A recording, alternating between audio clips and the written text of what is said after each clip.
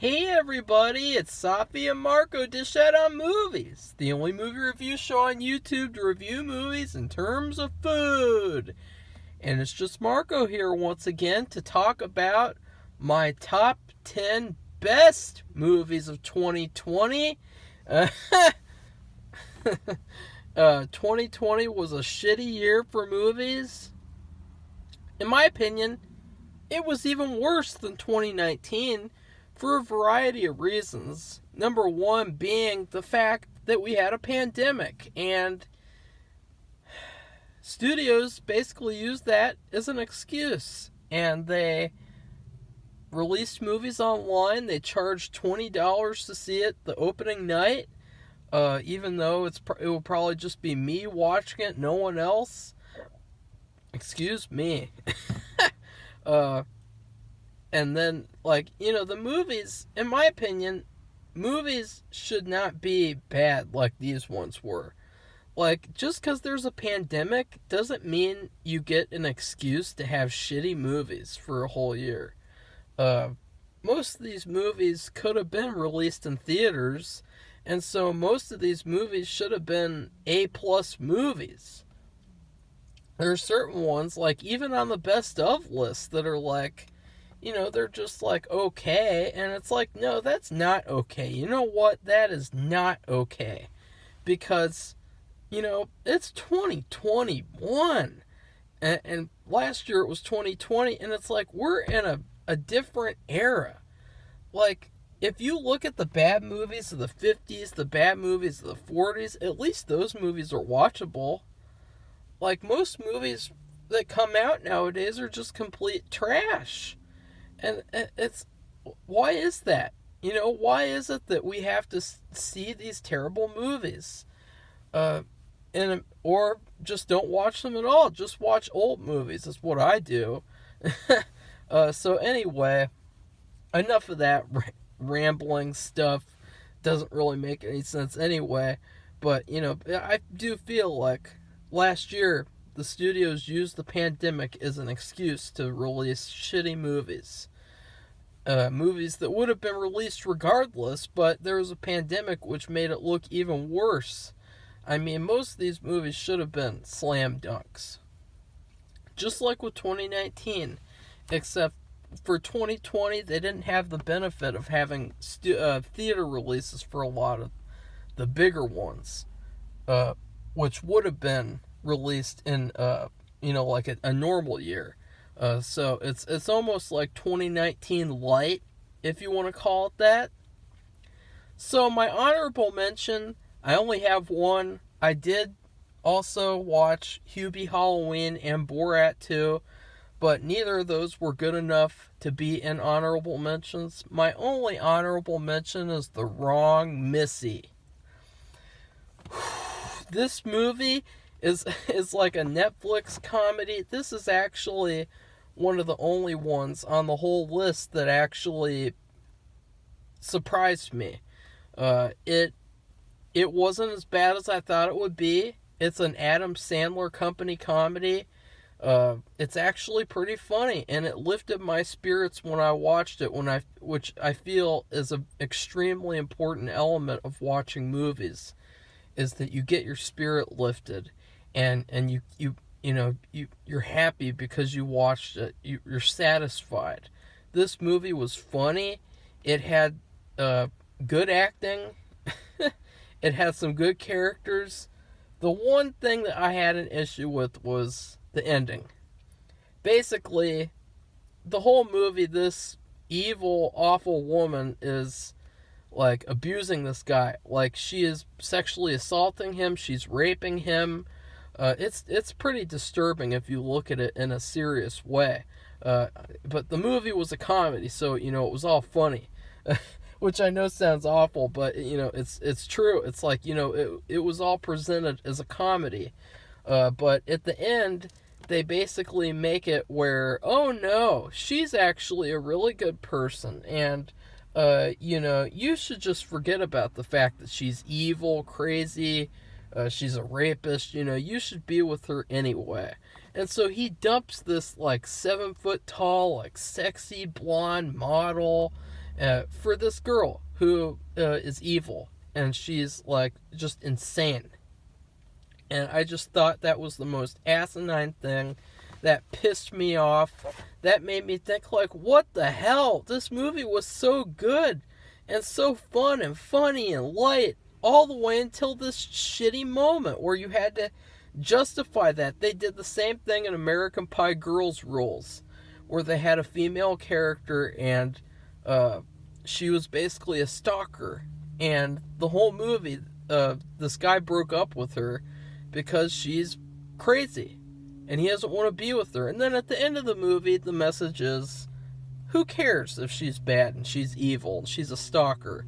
And I feel like, is that going to become a trend now?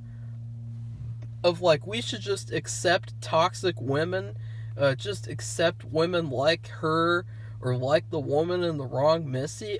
No thanks. I'd rather be single for life than date the woman from The Wrong Missy or that creepy stalker woman from American Pie Girls Rules. Number 10 is The Devil All the Time. Now, this movie wasn't that good, which I'm going to be saying a lot. It had some good stuff in it. It had some good scenes in it. It was entertaining the first time I watched it. This sounds so mean, but it's like, it's the top 10 best, and even the top 10 best, I sound like a jackass. But, it's true. I mean, the second time that I watched it, I hated it. But the first time that I watched it, it was highly entertaining. You had some good performances from these British people playing Americans, which I'm getting effing sick of. I am sick of British people coming over here playing American roles. This one takes place in Ohio, where we are, and it's nothing like Ohio. The people are nothing like the people in Ohio. It's insultingly bad. But it is entertaining. It's got some action scenes in it. It's got like a serial killer element where there's like... In fact, I would say that Jason Clarke was the best part of the movie. He plays the serial killer, and all the stuff with him, I really liked it, honestly. I think that if you just made a movie about him being a serial killer, it'd be epic. And there was also a pretty good scene between Robert Pattinson and Tom Holland in a church. And that scene, the serial killer scenes, were really good. Nothing else in the movie was good. And they also had this weird thing where they made it look like there was nothing but redheads living in Ohio, which is really weird because, like, in my school, I think, like, I only had, like, 4, 5, 6 redheads out of, like, hundreds of girls. So, yeah, like, it's not that common. And, when I go around in public, I hardly ever see redheaded women. Mostly it's blondes, black hairs, brunettes. Of course, most of them have dyed hair, so I can't really tell. But, yeah. The Devil All the Time is just a mediocre movie that's, it's passable. Number 9 is Psych 2, Lassie Come Home. This movie was pretty good. I would say that it's just as good as the first one, which isn't saying much. The first one really disappointed me because it threw the detective element out. And that really destroyed it because Psych is the detective element. That's what Psych is supposed to be about. But it did have some really funny stuff in it. It had some good twists. It had some interesting character development. Like, I liked how they got a new office in San Francisco. And they have the Grimmy shirt, that's pretty funny. But in the second one, they really tried to, listen to the fans who were saying that they missed that detective element, which I do appreciate. So they have basically this detective story.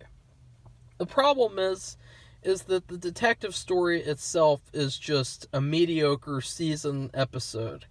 It's not a story worth telling for like an event movie like this was. It was a story that was really like,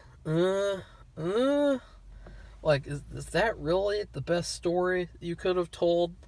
And so, yeah, I was disappointed with that because, honestly, Psych is like one of my favorite shows of all time. But that being said, I thought that it started off pretty funny, hilarious actually. It just didn't maintain its goodness throughout the whole movie, and I have no desire to watch it again. And also at the end of the movie, I really loved seeing Lassiter again. He had a stroke, and so he was recovering from that. And in this movie, he does the same thing. And I love that scene at the end where Lassie embraces his wife, and he's trying to walk. That was a very heartwarming scene. I did tear up a little bit, and and so yeah. Overall, this is an okay movie. I just think that it was a huge mistake to end the show at all. I think that it would have been better to just keep the show going, honestly. I think the whole movie idea to begin with was stupid, now that I've seen both kinds of movies. Like, the first movie was all comedy, no detective stuff.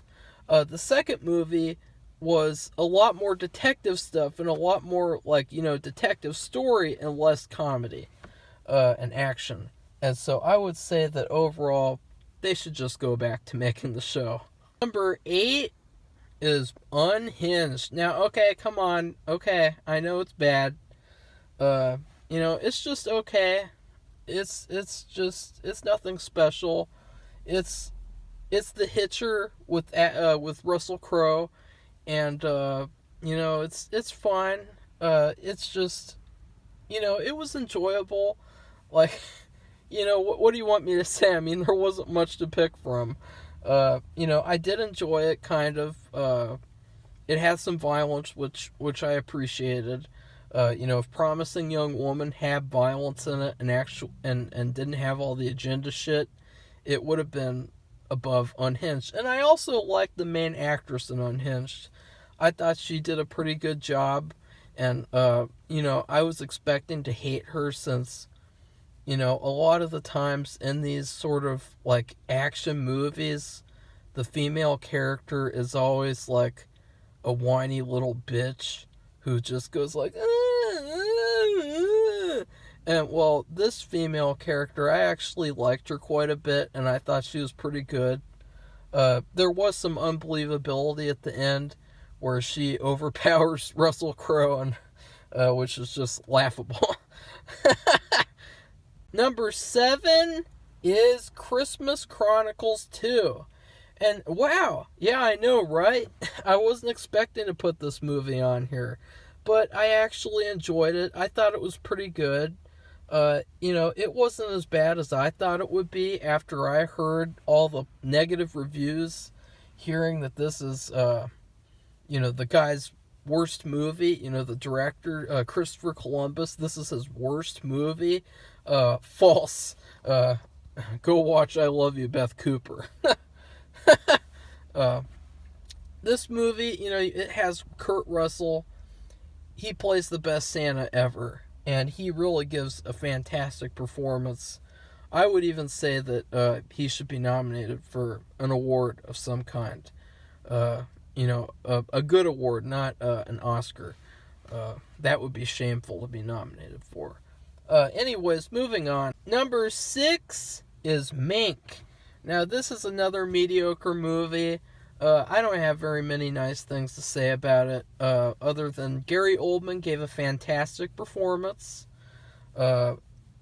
Definitely an award-winning performance. I mean, I hope he won some sort of an award, because although he looks nothing like the real Herman Mank, he did an incredible job, and he really elevated this poorly written movie to a higher level. And the script was bad, but the filmmaking techniques of making it look and sound like an old movie I really liked. It's basically Barton Fink meets Trumbo, but very light and dull. Like, there's not really any emotion in this movie. There's not really any, like, investment that you get with any of what's going on. I found myself kind of, like, dissociating from everything because I really didn't understand what was going on. The people were talking so fast. They were, just mumbling. And, I couldn't even understand them. But, oh, yeah, Lily Collins was in... Let me tell you, she is incredibly beautiful. And so it was a treat to see her in this movie. She did an okay job. Her part wasn't very big to have any sort of an impact. And then I also liked that woman from Twin Peaks. What's that woman's name? Can't remember. The blonde woman, whatever. She did a good job, actually. She surprised me with how good she did. I wasn't expecting her to do it that good since, I haven't really seen her do good in anything else she's done. Like, good in terms of, like, good enough to mention that she's good. Oh, shit, I skipped one. Oh, fuck. Number 5 is... Number 5 is I Am Thinking of Ending Things. That's so embarrassing. Number 4 was actually Trial of the Chicago 7. I liked it more than I'm Thinking of Ending Things. But I'm Thinking of Ending Things was okay. It really was not anything special. It's basically the smart person movie. Oh, I'm smart, and so I watched I'm Thinking of Ending Things. And I'm going to discuss it for 5 hours on Twitter and Reddit. And I'm smart. That's what this movie is. Most of the movie revolves around characters talking to each other for extended periods of time. I liked Jesse Plemons' performance a lot. Other than that, I don't really have anything to say. I like the girl at the ice cream place, the ice cream stand, the one with the marks on her arms. I thought that she did a really good job, and she was memorable. But yeah, the movie was just not very memorable. It was kind of boring. It was kind of just something that, you watch it and then you forget about it. Because it's just a movie where it's like, it's trying to show off too much instead of actually trying to tell a good story. And I realized it was based off of a book. Well, sorry, but maybe the book wasn't good either. I don't know. Number 5 is Trial of the Chicago 7. Oh, wow. I really like this movie. I watched it like 2 or 3 times. And that's rare for new release movies, especially. This movie is very controversial because of the political stuff. Because basically, in my opinion, I can't really tell what's real and what's not real. That's my biggest criticism of the movie, is the fact that it feels very theatrical and like something where I can't trust what I'm seeing. And so that kind of takes away some of the impact that it would have if I knew it was all real. That being said, there were some fantastic performances in this movie, especially the judge. The judge was played by Frank Langella, and he plays this evil piece of shit judge. This corrupt asshole judge, and he did a phenomenal job. He was so awful and dark and ugly and gross, and just like he made me uncomfortable to watch. Like, just he really made me feel like I was in that courtroom. And there was a lot of comedy in it, though. Like, they threw in a lot of comedy, which I found was fine, but it had a very artificial feel to it. But I think the movie overall was pretty good. It was entertaining, and it was definitely relevant, because this movie was all about Nixon versus that other shitty guy. And this past year we had Shitty Guy 1 versus Shitty Guy 2. And basically, it's like the same exact situation. The only difference is, back in this time period, in the 60s, people actually stood up and protested. Nowadays, people just say, oh, vote for shitty guy number 2 because you don't want shitty guy number 1. You can just wait until next election to have what you want.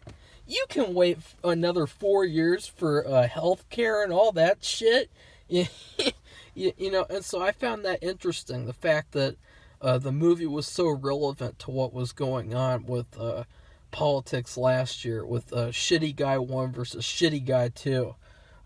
So yeah, I really like the movie, but I do wish that it wasn't as fake and artificial. I couldn't tell what was real and what was made up for the movie.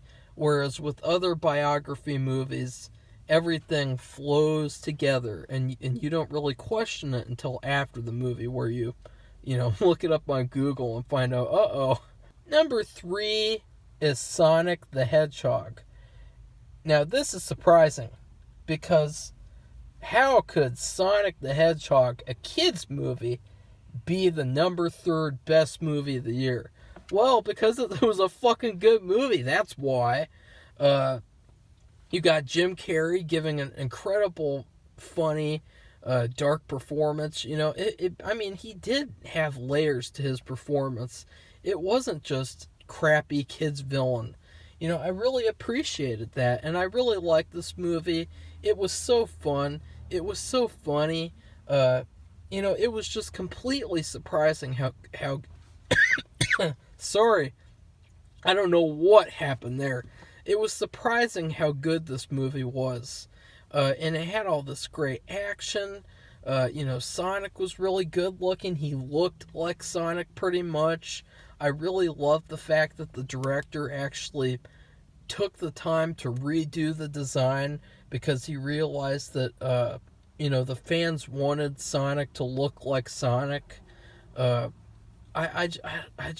really taken back by how good that movie was. And, I can't wait to see the sequel. Number 2 is Downhill. Now, I know people are going to be shocked by that. Now, I know what you're thinking. Everyone says the original Swedish movie was better. Well, I haven't seen the original movie. I just saw this movie, and I really enjoyed it a lot.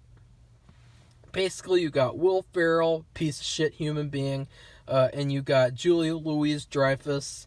I love her. I think she's really funny and a great actress. And it's basically them and having this turmoil because of something that happened with an avalanche, and they're on a vacation, and so there's all this great scenery with like these snowy mountains and things, and I just really enjoyed this movie. It was such a positive movie, such a thoroughly enjoyable movie.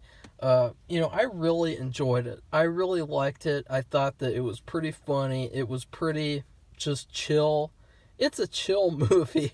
Although the subject matter gets a little heavy and dark, because of the fact that this couple is really like at odds with each other, it's still a very chill movie, which is surprising.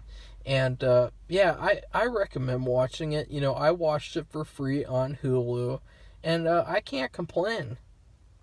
And my number 1 is The Gentleman, which I did not expect. I think that this is one of the only times in history of my life where the first movie ever that I saw in a year was the best one. This movie was incredible, and it was so much better than all the other movies that came out. Literally every other movie this year was my review of every other movie is, this movie isn't as good as The Gentleman. That's how good The Gentleman was. It was smart, it was funny, it had some good action, it had good comedy, it had great characters, it had great performances.